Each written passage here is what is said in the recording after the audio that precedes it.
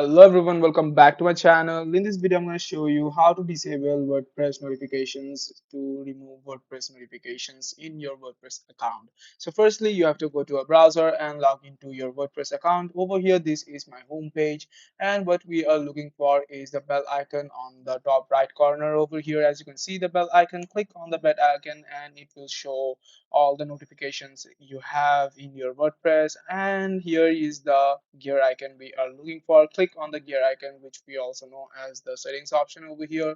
Here you have to just scroll down and find the notification settings over here. And this is a really simple technique, but you have to be really attentive to the details over here. Just simply click on the icons over here and unselect all of it to get rid of all the notification in your WordPress account over here.